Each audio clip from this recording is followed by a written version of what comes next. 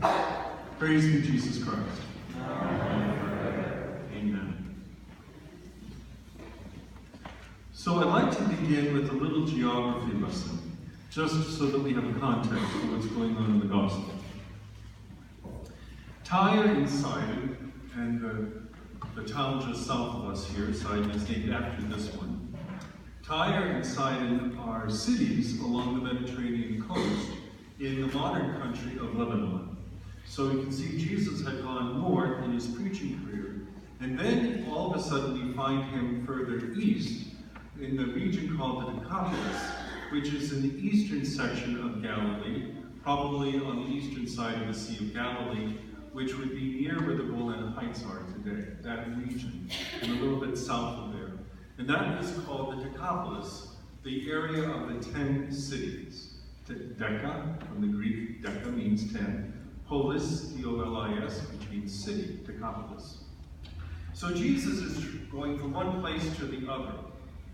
And while he is doing this, they bring to him a deaf man. Now, we don't know if this deaf person were Jewish or if the deaf person were Gentile. All we know is that it's in the district of the Decapolis, which was heavily Gentile. But all we know is that they bring him to him. They bring this man who was deaf and had a speech impediment. We're not sure what that is. Was the individual completely mute and unable to speak? Did the person stutter? We're not sure. But we know that there was a problem here. So maybe the individual, this man perhaps, had been able to hear as a child and lost his hearing in an accident. We have no background. All we know is that this person is presented to Jesus, and basically they say, please do something for him. And Jesus does something which is very intimate. And this, by the way, this gospel, this particular story is only found in Mark. It's not found in Matthew or Luke, it's found in Mark. And one of the things that we see Jesus doing is something very intimate. He takes his fingers and he puts the fingers in the man's ear. And he takes spittle and he places it on the man's lips. This is very intimate. But the first thing that Jesus does is take him away from the crowd. So this is not about a show. This is not about celebrity. And it says he looks up to heaven and he groans. And then he turns to the man and he uses this beautiful word, Ephphatha, be opened. Now, I don't know if folks here have been to a baptism recently, but in baptism, for infants, in the sacrament of baptism for infants, we have this section which is an optional section, and it's after the baptism and after the anointing with chrism, after indicating the white garb and receiving the candle. The option is for the person who is baptizing, the deacon or the priest, to trace his thumb over the ears of the baby and over the lips. And basically, paraphrasing, goes like this. When the time comes, may you hear the word of God and may you speak it. And so there is this sense of being open. Now, we have this story here. And this Sunday, next Sunday, we'll have a different story about Peter's confession of faith. And the reason I share that is because the disciples do not hear or understand what Jesus is saying, and they do not speak his message. They themselves have a kind of deafness and muteness. It's not until next week, when Peter proclaims his faith in Christ, that Peter's lips are open to faith. But that gives us a bit of a background here. Now I'm going to combine this with the second reading that our sister proclaimed to us from the letter of James. I'm going to have us explore that beautiful statement because of what happens in the letter of James. We get to know a little bit about the community. Because apparently they had wealthy people and they had poorer people. Which is interesting in how they would relate to one another. And so what they would do is they would bring the way that they behaved, or used to behave in their world, And they would come to church, and they would behave similarly. So if somebody were dressed elegantly, please come. And if somebody were poorly attired, go away. Go away. But the letter of James is saying, do not do that. Do not do that in your personal lives. Do not do that in your home lives, because you're baptized. And in baptism, there is no distinction. And the letter of James is very clear. When you say to the wealthy person, oh, come, and you say to the poorer person, go away, we're making distinctions. And God makes no distinctions.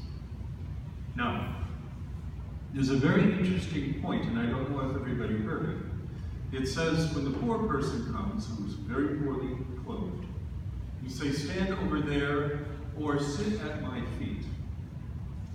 Now, I had shared this before during Lent. I don't know if you remember this. But at the time of Jesus, in the first few centuries of the church, the way that people ate oftentimes was with 3 tables, called a triclinium. This is a common way in the Mediterranean region to eat. And the tables were very low. So it wasn't like when we go home or we go someplace, we're seated with our feet on the floor. That's not how it was.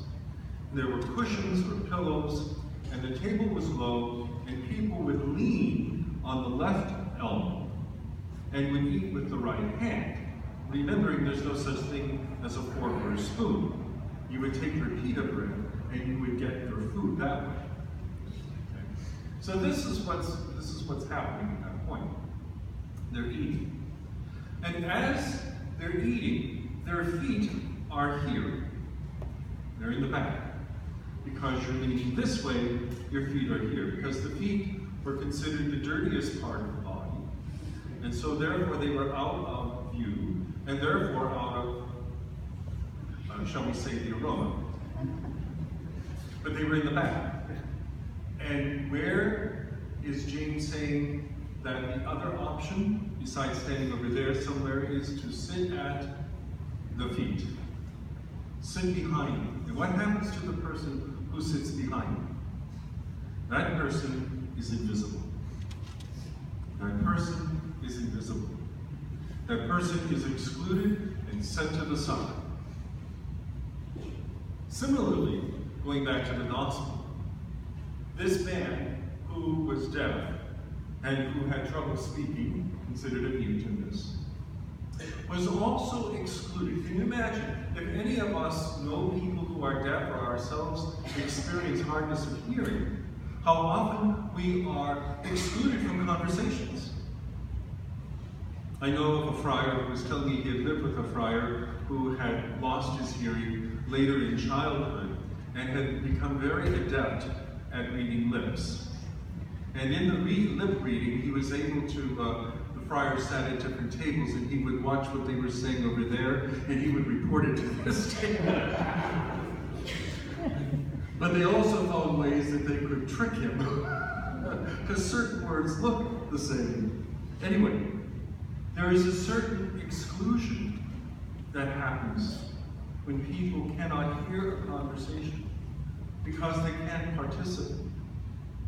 They become set apart, not because of something they have done, but because of a disability. They can't participate in this. I have a friend of mine who was born with spina bifida, and she's always been in a wheelchair. And she was invited to a relative's house, and she was excited until she got to the house, and she saw that the relative lived on the 2nd floor, and there was no elevator, and she couldn't go. And she was furious and hurt because everybody else went up and was having a good time. So that there is this exclusion and this separation that happens.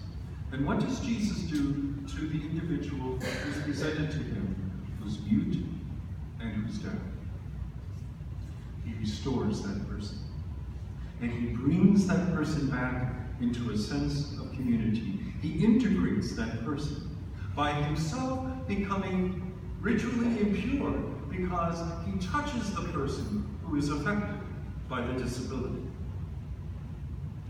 Similarly, what the letter of James is telling us is when we make those distinctions, when his Christian community is making the distinctions between welcoming the wealthy and discarding those who are poor, and making those kinds of distinctions, is disintegrating the community.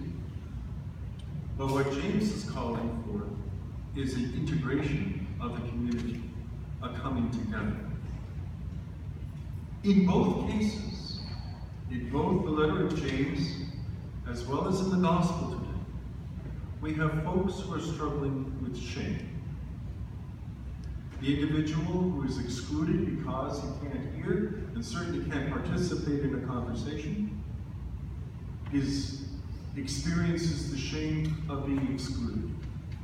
My guess is that all of us here who are over the age of 12, and perhaps some of us younger, have experienced shame in our lives. Similarly, with the man who is excluded because of being poor. It is, therefore, the message is, it is shameful to be poor, is what James is saying. And that is exactly the opposite of the message of the gospel. Especially when he says, did not God choose the poor? So, we need to be careful. We need to be careful in our lives, because we might end up excluding the Lord. We might end up excluding the Lord. And one of the things that I invite us, especially when we carry the sense of shame, we act out of our shame. We act out of our shame when we hide, or when we react violently, or any other kinds of negative behavior. Oftentimes, we're reacting out of shame. Jesus desires to bring us together. Jesus desires to restore. Jesus desires to integrate us, integrating us into the community, into one another, so that no one is excluded, but indeed we are welcome together, so that together we lean on the everlasting arms. So, sisters and brothers, as we continue our celebration of the Eucharist, invite us to consider two things. Wherever you and I are carrying shame, to present this to the table of the Lord, that we may experience his restorative grace.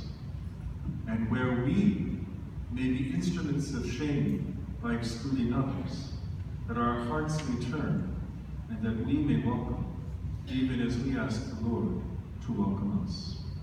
Praise be Jesus Christ.